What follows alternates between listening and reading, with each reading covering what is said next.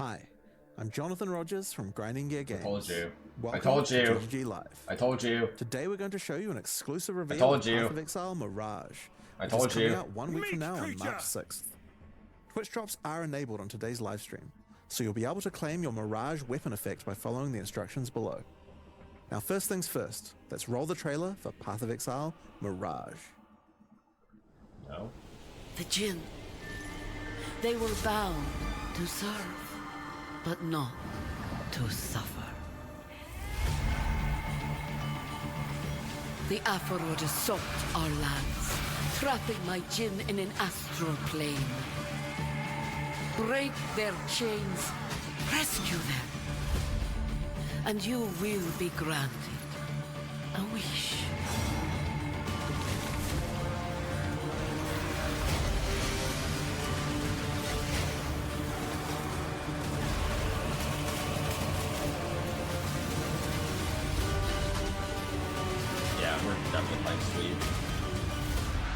An ancient evil yearns for his freedom. We must keep him in the dark.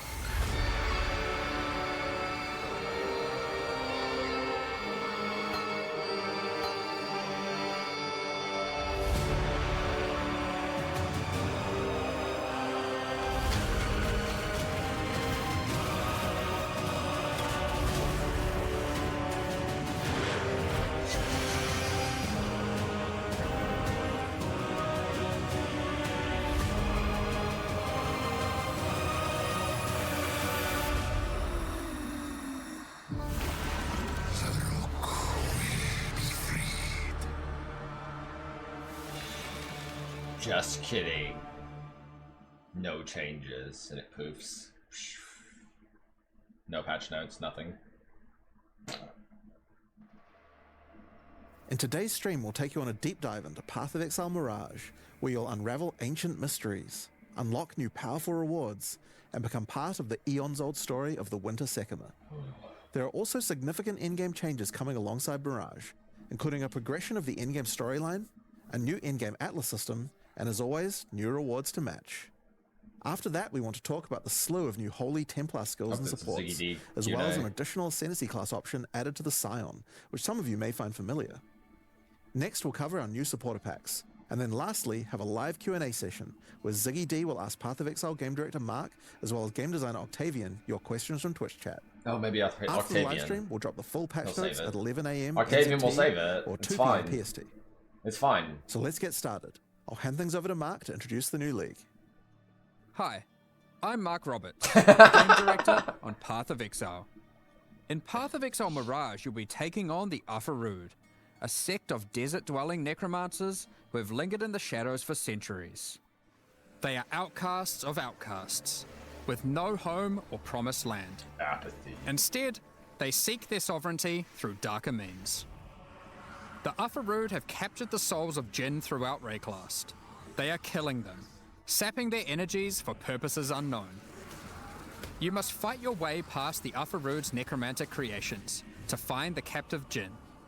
Here, Virashta, an ancient Marikith sorceress, has been doing what she can to protect the Jinn, but she needs your help to free them. After successfully defeating them, you will then be asked by Virashta to enter the Astral Realm and break the tether trapping the Jinn there. This gate to the Astral Realm is a mirage, an imperfect copy of the area around the captured Jinn. Now, when we say an imperfect copy, we mean that quite literally. Hold tight, because this leak mechanic has some serious implications for juicing areas. We'll get to that in a moment. Virashta can augment the magic of the Mirage further, as she allows you to enter, giving you the option to choose one of 3 wishes before you do so. What is your desire? These wishes are modifiers that will apply to the Mirage area, and have some pretty potent outcomes. There are wishes that grant extra rewards, such as the wish for glyphs, which causes all portal and wisdom scrolls in the Mirage to instead drop as other currencies. Or wishes that will spawn rewarding enemies, such as the wish for avarice, which replaces a number of packs in the area with gilded enemies that convert their equipment drops to gold.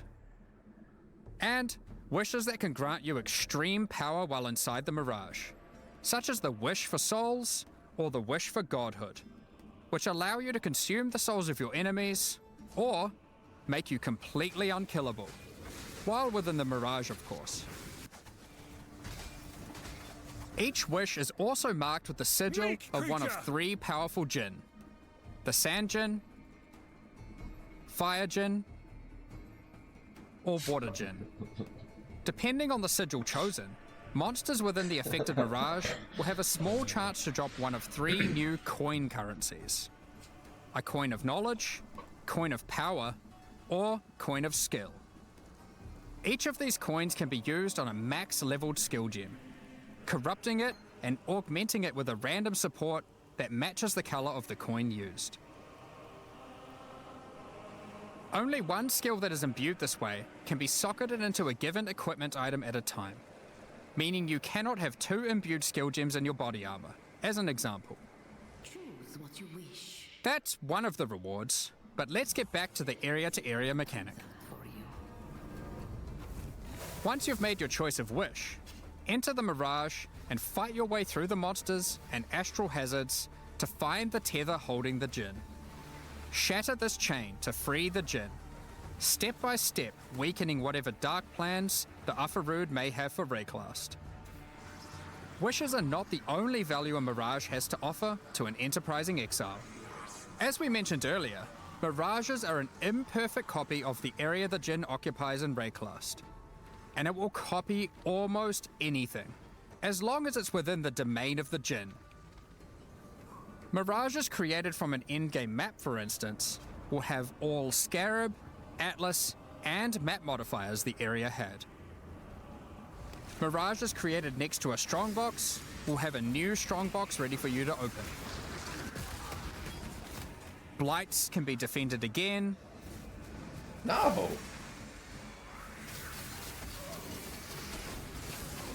Legions fought once more, and so on. Effectively, you get a portion of your map to play a second time, and everything you did to enhance the content of that map applies in the Mirage too. These recreated copies of League mechanics, however, have been warped into reality by the power of the Mirage. And this has some side effects. For one, a recreation may not be perfect. The factions of a Legion may differ from the one the Mirage copied. Or, the variety of strongboxes may change. More importantly, the mechanic may be empowered, with new threats and rewards that are customized to each mechanic and are only available when doing that mechanic in the Mirage. For example, ultimatums recreated in Mirages will have new threatening modifiers added to the usual pool. Restless Ground can raise slain enemies to fight again, or Quicksand will grasp at your ankles. Meek creature! As a reward for these new threats, Mirage ultimatums can provide the new Sinistral or Dextral catalysts. These catalyze jewelry with increased effect of either prefix or suffix modifiers. As you can imagine, there's a lot of potential here.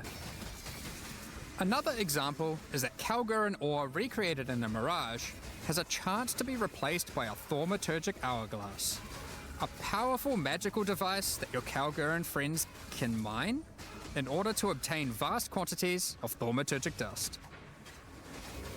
Blight 20k. encounters recreated in Mirages have one of their lanes replaced That's by zero. Upper Road enemies, infested with blight. It feels like 500k. Yeah. This lane can 20k reward is a new literally base type, zero. the Cord Belt. The implicit of this belt allows it to be anointed, causing it to grant a passive tree notable of your choosing. This is actually pretty good. As a quick note, Imprisoned Jinn will generally be near the content they can empower in the Mirages, so you don't need to worry too much about getting lucky with where your content generates in an area. As the campaign doesn't generally contain too much additional League content for the Mirages to empower, we've gone and added a whole bunch that will force spawn near the Jinn, so your campaign experience will double down on being more action-packed and rewarding. Now, of course, if you're traveling through Mirages, encountering new enemies, and slaying them, you can expect to find some new uniques.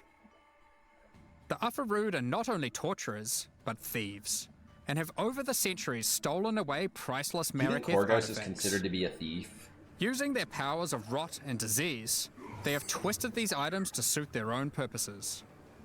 Flesh Render is one such artifact, an ancient and exquisite Mariketh blade that has been tarnished and befouled. Its rusted and jagged edge is perfect for poisoning and withering your enemies. However, Varashta has in her command the power to restore these once lost Mariketh treasures to their former glory. Acquiring a coin of restoration by slaying monsters in Mirages allows any unique obtained from the Ufarood to be transformed into its Mariketh counterpart, its glorious original form. Flesh Render, for example, transforms into Sky Sunder, the original Mariketh blade that radiates with the glowing heat of the desert sun. When you ignite monsters, Sky Sunder reflects that ignite back to you, which proliferates to nearby enemies in a massive area. If you meddle with the affairs of the Ufarood for too long though, you may draw the ire of the Mirage League's new endgame boss, Suresh of the Weeping Black. Suresh also has a set of powerful, exclusive items, yours for the taking, if you're able to defeat him. So that's the Mirage League. Now, to face all the new evils, you might want some righteous skills, some holy skills. In 328, you'll have access to a slew of new options to bring divine devastation and return the faithless to their rightful graves. We're also introducing some supports to go with them, as well as some new Transfigured Gems. Let's go over a few examples. All right, Mark Roberts. With Holy Hammers, you slam the ground to call down a Hammer of Justice from the sky. If this hits an enemy, an additional Holy Hammer will cascade forwards, which itself can further cascade, and so forth. Expending a power charge when using the skill will call down an additional 2 hammers, which can also cause cascading slams. No. The more numerous your foes, the more instruments of holy judgment. Sweep is an old skill. In fact, it is so old that it's one of the very first skills ever implemented in Path of Exile, over 15 years ago. It's been long overdue for some attention. With 328, it has been reworked into Holy Sweep. This skill converts some of your physical damage to lightning, with shiny new effects to match. Some enemies struck by the initial sweep will have hammers of light batter them from above. These hammers cause area damage where they land, so clustered enemies are demolished by repeated impacts. When successfully hitting an enemy with Holy Strike, you'll summon forth a floating holy armament, a glowing mace that follows you closely. These weapons are minions, and will attack with Holy Strike themselves whenever you do.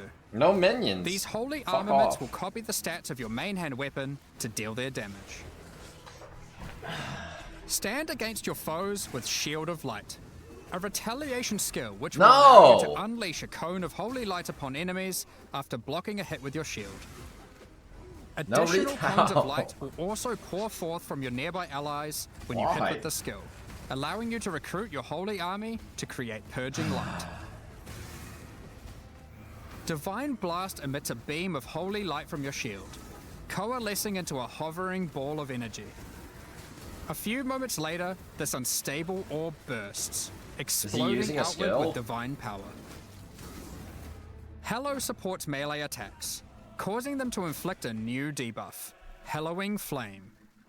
Hallowing Flame builds up as charges on enemies, getting consumed when attacked. Consuming a stack of Hallowing Flame gives the attack that consumed it a significant amount of extra fire damage, but only those who did not inflict the Hallowing Flame are able to consume it. Perfect for those of you who enjoy a more supportive playstyle with your army of Holy Sentinels. Or friends, when they're online. We've also added sources of this debuff to a number of other places, such as unique items, cluster jewels, and the Guardian Ascendancy class.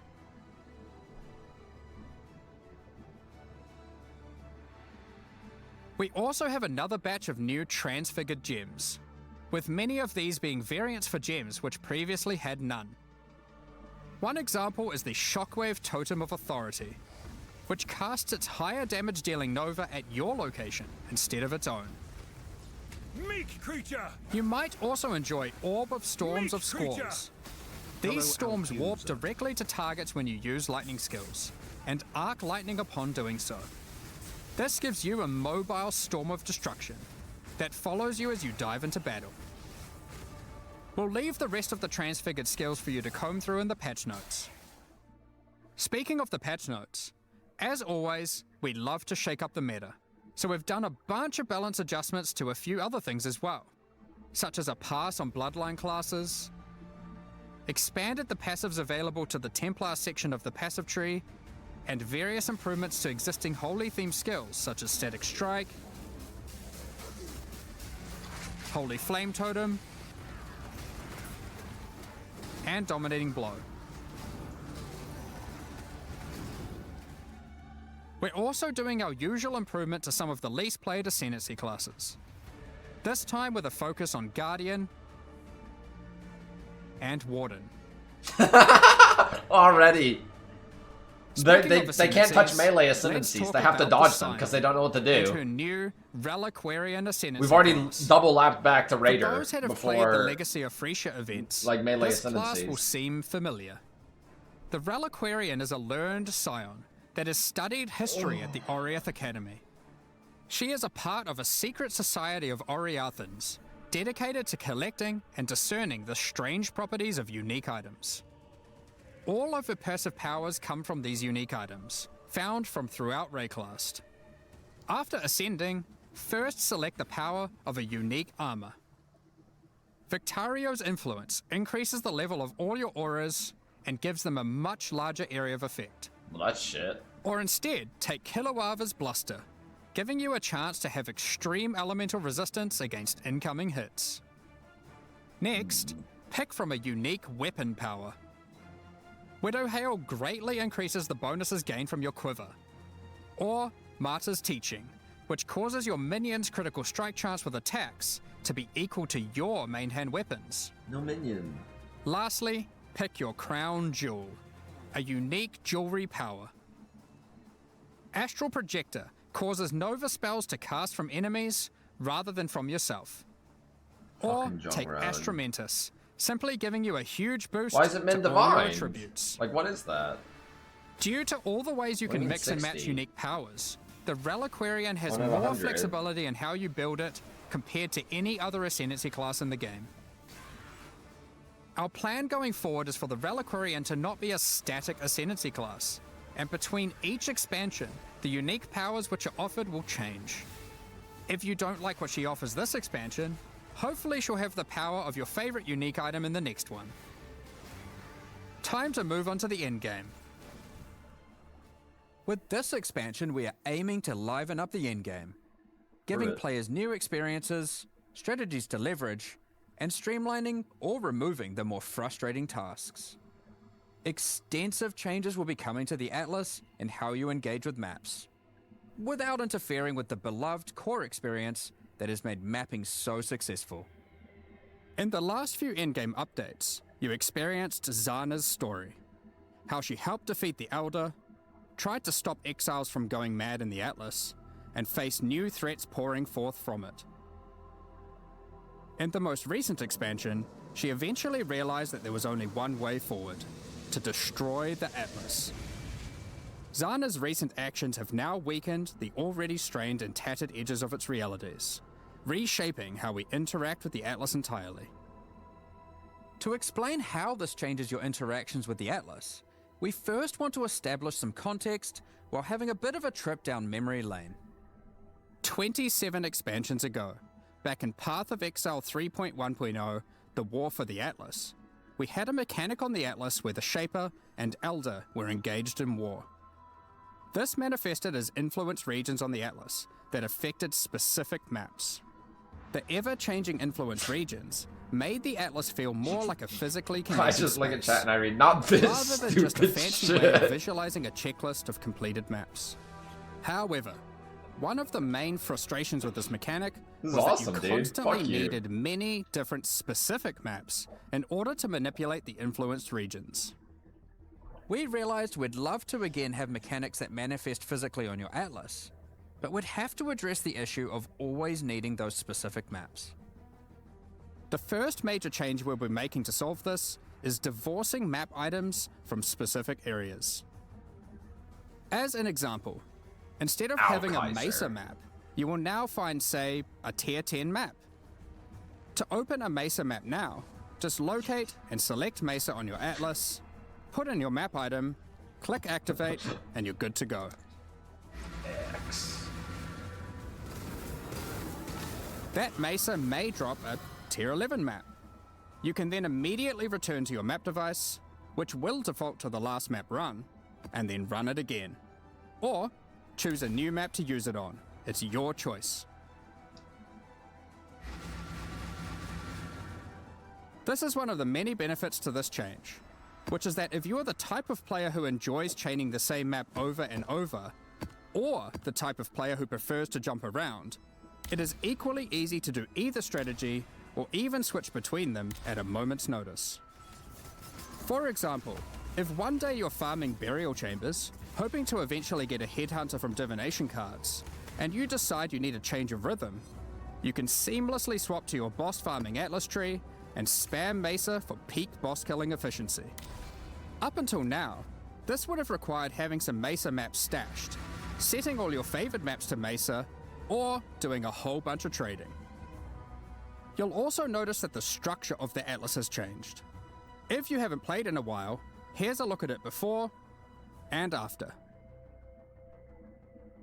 You will now begin at the center of the atlas, with each corner housing one of 4 voidstone slots.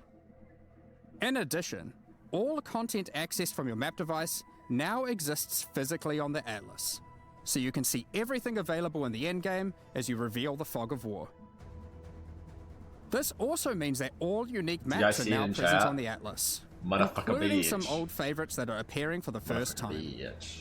Don't worry though, you don't need to complete Hall of Grandmasters every league. You now gain 1 atlas skill point per unique map completed, up to a maximum of 10. Given there are around 20 unique maps, you only need to complete the half you want, if you can get your hands on them. Note, you aren't losing any atlas skill points. These have been moved to new places, and actually, you can get more than before. Due to Zana's actions, Egan now has a new goal and is determined to stop Zana's destruction by making use of a mysterious new discovery, arcane astrolabes. Zana is currently traversing the threads that weave the atlas together, severing them. With these new astrolabes, Egan is able to trace her movement, but using them causes dangerous side effects. When you use an astrolabe on a map on the atlas, a shaped region will manifest itself in that quadrant, affecting many of the maps within it. There are many different kinds of astrolabes, and they apply different types of shaped regions. For example, an abyssal region, which causes all the maps to have an additional abyss. Or a blighted region, No way. which adds a blight encounter. What? Completing the content added by the astrolabe will remove the shaped region's influence from that map. Upon doing so, every other map remaining in the shaped region will gain an additional modifier. This means as you progress through the shaped region, maps you run will become more and more intense, with the relevant mechanic getting more and more juiced. No way. Finally, at the end of the region of maps, once you have successfully rid the atlas of the shaped region, Egan will take you to one of 4 memory vaults, where there are powerful rewards to be had. He cares only for the knowledge hidden within that vault, so any items are yours for the taking. Each vault is associated with a specific quadrant on the atlas, so you're able to target That's a some dog certain shit. vault if you want I to would just try turn get around a and specific leave. type of reward. One such vault is the Archon's Vault, where you'll be rewarded with powerful unique items. Or the Zealot's Vault to acquire valuable currency items. This new shaped region system is one that promotes running many different maps. But for players that want to engage with this new system while still wanting to run the What same is map that on my over and screen? over I see again, it. What is the that? synthesized stability keystone on the Atlas tree enables exactly that. With all the new endgame changes, we thought it would be also good to mention some handy tips and tricks for quickly navigating the new Atlas. When using the map device, the Atlas defaults to your previously run map, so running the same map over and over is as few clicks as possible. You can right-click unique maps or map fragments in your inventory to automatically open your Atlas to that location with the map already placed and ready to run. When you select a special area that requires multiple items, such as to fight at Zeri or open the Domain of Timeless Conflict, if you have the fragments to access that in your inventory, it will automatically add them to the map device in the right spot. That's the core of the new endgame, but there's a lot more endgame changes coming in 3.28. Let's blast through them. Over the last few expansions, we've been working on streamlining the mapping experience, and we wanted to continue to minimize busy work so you can spend more time doing what you love, killing monsters and getting loot. To that end, we've made a number of changes. We won't get into too much detail, but here's a quick summary of what you can expect to have received adjustment. We've removed cartographer's chisels and map device crafts entirely. The loss of content and loot here has been compensated for in other places. Voidstones now grant special global bonuses while socketed on your Atlas, including adding the new Originator Voidstone, which enables specific Atlas bosses to drop exceptional supports. We'll elaborate more on that in the next section. T17 maps as you know it have effectively been removed. The bosses have been kept around, and they better fulfill their original purpose of being a gateway to target farm uber pinnacle bosses. The most annoying modifiers on Originator maps have been removed or replaced. No more getting turned into a slug for simply using skills. And no more will you be incapable of dealing damage periodically. Petal skills in Originator maps have been removed. However, some of their effects are now available from the altars and memory threads. Memory tears, instead of adding a memory thread to your Atlas, will now drop an itemized version of that thread, allowing you to save it for later or trade it at your leisure. We've added new scarabs, such as this Expedition Scarab of Infusion, which can generate some truly tempting logbooks. And for those of you looking to take on the ultimate one-on-one fight, the Anarchy Scarab of the Exceptional will place a true antagonist-level rogue exile threat in your map, empowered by every type of Wildwood Wisp, possessed by a tormented spirit, augmented with rare monster modifiers, and affected by a shrine. This exile is not to be trifled with. Alongside that, we've also changed some, such as the Beyond Scarab of Resurgence, which now causes all 3 Beyond bosses to appear when a Beyond boss would spawn in your map. On top of that, we've made improvements to a number of weak Atlas Tree passives, such as Pillage and Plunder, which now grants a chance for items dropped by Syndicate members to have a Fractured Veiled mod. Check out the new The Paths Not Taken keystone, which means your maps on average will drop twice as many divination cards. But which ones can drop will be a mystery. And last, but not least, we've also made some changes to King's March shipping, such as we've swapped the rewards given by sending ore and crops. I wonder what this new port will send back. Ports will now give more rewards for favored resources, and you can even re-roll them for gold, if they're not offering what you're after. Specific ports will now reward specific tattoos and rune grafts, making it easier to target the ones you want. Not to mention, the Kalgurans have discovered several new powerful rune grafts for you to get your hands on. such as the Rune Graft of Fury, which causes you to gain rage on using a life flask, and the Rune Graft of Resurgence, which causes Arcane Surge to also grant life regeneration. It's even more mandatory. Is that what I'm We mentioned hearing? earlier about the Originator Voidstone enabling access to exceptional supports. So let's get into that, as there's a decent amount to cover. After defeating the incarnations of Fear, Neglect, and Dread, you will obtain the Originator Voidstone. As mentioned earlier, this Voidstone allows new, exceptional support gems to drop from many bosses across the Atlas. Prove it. These new supports are an improvement over the old Awakened support system, which is being phased out. Awakened supports have long been a capstone investment for a character, but there's existed a gulf between the more interesting ones, such as Awakened Spell Cascade, which has some additional transformative effect, as opposed to some of the simpler Awakened supports, which just have slightly higher numerical values.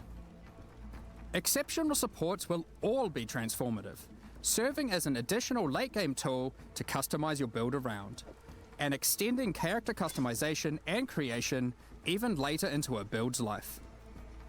One of the goals here is to provide interesting build choices even at later levels and deep into the endgame. However, we are certainly not aiming to reduce top-end player power with these changes. Exceptional supports will still be super strong. If used well, they will catapult your character even further than before. Zachy, show yourself, fool. How many are there, and what 3. exactly do they do?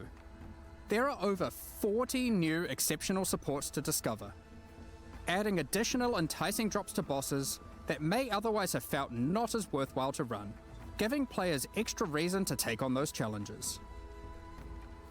For instance, from the King in the Mists, we have the Hex Toad support. This support creates areas of swampy cursed ground, which spawns toads that bounce towards enemies and then explode, dealing chaos damage. From the Uber Elder, we have the Void Storm support, which causes your raining attacks to create celestial storms of energy that grow over time, detonating as you approach for massive damage. Defeating the incarnation of Neglect may win you the Frost Mage support. Similar to the existing Archmage support, you are rewarded for stacking mana to enhance your spells with extraordinary cold damage. We'll tease some more of these before launch, but there will be many, many more for you to discover. Keepers of the Flame is coming back. However, we do know that many players have issues with the walls in Hive encounters. In order to address these concerns, we'll be making a number of changes. One of the biggest problems is that walls would block your projectiles, meaning that when a hive randomly spawned in your map, it would make it harder to clear. In order to prevent that, walls and hive encounters will now be destroyed by any damage. Meek creature! Does it We block also wanted movement to make sure skills? we reduce the visual clutter they cause. Hives and their walls are now smaller. To allow players to engage with hive encounters quicker when they do want to help Aelith, we've added a new Atlas passive which drastically increases the detonation area of unstable burrows, causing them to reliably chain react and destroy the majority of remaining walls. For those who don't want to deal with the walls at all, there's now a pair of keystones that allow you to block hive encounters or unstable breaches, if you want. Now that this is a core league, we don't want you to have to grow your Genesis tree from scratch on every league start. So now, each womb gift slot is already usable by default, and access to the Monastery of the Keepers will be gained by finding Aelith starting in Act 6 Mudflats. Now with Atlas Tree and Scarab support, you can have multiple unstable breach encounters active in a single area, for maximum ruckus. Speaking of Atlas Tree and Scarab support, we've added plenty. Here are a few examples. The Massing Forces Atlas notable grants a chance to have additional unstable breaches in your maps. The Breach Scarab of the Marshal guarantees a breach boss or hive fortress, while the Breach Scarab of the Incensed Swarm replaces all of Aelith's skills with Enrage the Hive, increasing the difficulty and reward from hive monsters in all subsequent waves. Graft items will no longer exist, but we've moved several of the graft skills to new exceptional supports, such as the Hiveborn support, which summons an army of breach minions to do your bidding when you Korvax use a hatred supported minions. offering skill. And the Foul Grasp support, which calls forth a field of grasping breach hands when you recall brands, exploding for heavy lightning damage when enemies approach them. We're looking forward to seeing how these improvements and additions are received, alongside a lot of what Keepers also has to offer. From the new bosses and their bloodline, through to the Genesis tree and its many different crafting options, like Foulborn uniques. Also with its new narrative, we look forward to extrapolating on all of this and learning more about Aelith, the Hiveborn, and its Breach Lords in the future. That covers all the new content we're adding, and that was a lot.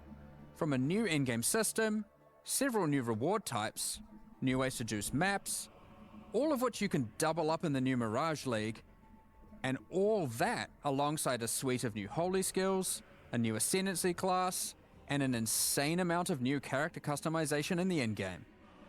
However, an important part of Path of Exile expansions is making sure there is a continued effort to improve quality of life.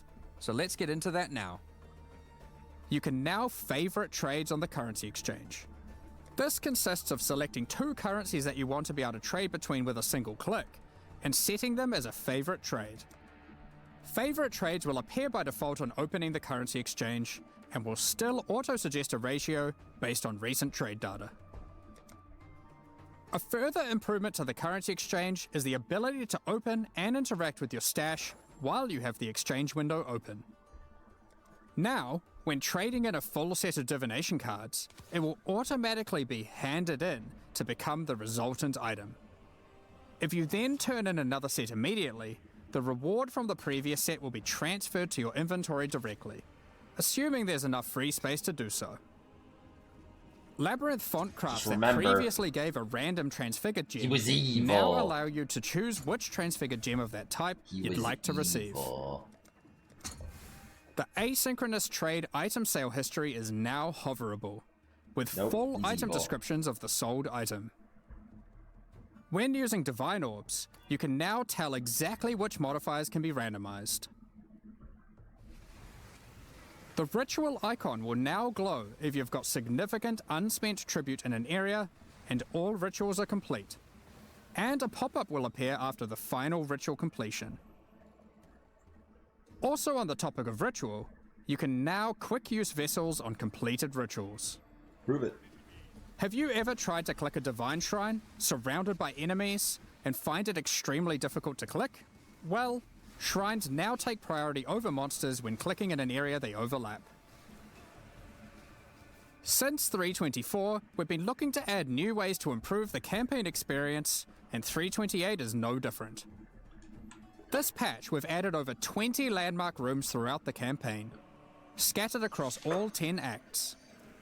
Some of these reward some pretty useful stuff, so keep an eye out for the new and unexpected rooms, side passages, quests, and encounters as you progress throughout Rayclast. We want most of these to be a surprise, but we'll show you just one. There is now a small central island in the Cartery Wonder what Fortress, they drop. There's no way it's all tattoos. inhabitants of which will drop a basic tattoo when slain. Next up, we're going to be talking about our new supporter packs. Today, we're launching 2 new series of supporter packs. The Curator Do you of hear it, Big Wisdom Nose? Big Nose, do you hear it? and Iron Incarcerator packs. Each tier contains the pack's full face value in points, alongside several exclusive microtransactions. Big Nose. As always, the microtransactions in these packs are purely cosmetic and do not affect your character's power or progression in any way. The Curator of Wisdom series of supporter packs contains 7 exclusive microtransactions. The Traveling Wisdom back attachment has all the necessary tools you may require to chronicle your journey, complete with a helpful rat friend. These chronicles will activate their magic upon identifying items, and will track the number of items identified of each rarity. Just hover the item, or link it in chat to show it off. The Acquired Wisdom unique finisher effect summons an ancient scroll that consumes unique enemies and the knowledge they hold. Most exiles would struggle carrying piles of scrolls while traveling Rayclast, but the Grand Curator of Wisdom armor set is perfect for the adventurous scholar. Prove it. Any expert curator knows that scrolls hold more than just knowledge. They also hold power. Remember Doggleton. As you cast He's spells, the evil. scrolls attached to the armor will burn away, before rematerializing shortly after. Swipe now. It also features a series of helmet variations, so you can get precisely the look you're after. Summon your Scroll Shaper familiar pet to follow alongside you. This creature is formed from folded magical texts, and can shapeshift between different forms. You can think of this as having multiple pets in one. It can fold into a fox, and then even burn away, reforming into a flying bird. This series of packs also contains the Scroll Portals, jumbo-sized versions of the Scroll of Wisdom and Portal Scroll that you can make a quick retreat through. A supreme catalogue of knowledge can't remain in one place for too long and risk being pillaged by thieves. The Titan Apex Hideout features a colossal titan who carries your base of operations atop their shoulders, constantly moving through a boundless desert. The Iron Incarcerator pack also contains 6 exclusive microtransactions. The Incarcerator's Restraints back attachment features stockades that were used to immobilize prisoners by binding them to the earth as they were tortured for their wrongdoings. Log in. Shackles envelop your choice of torturing device when using the chains of the The character Incarcerator looks so weapon bad. effect. These chains shatter into links as you batter enemies. Make your way through Rayclast as a walking penitentiary, intimidating your enemies with the elite Iron Incarcerator armor set. After a long day of tracking down criminals, step into the Iron Maiden portal to retreat to your torture chamber. It acts as a great deterrent for would-be intruders. This Meat peculiar creature! creature was a favorite amongst What? incarcerators. They would be sent into the midst of prison riots to mesmerize and control the toughest of minds. Use their talents to charm other players' pets, causing them to abandon their owners and follow in line behind you instead, at least until it wears off.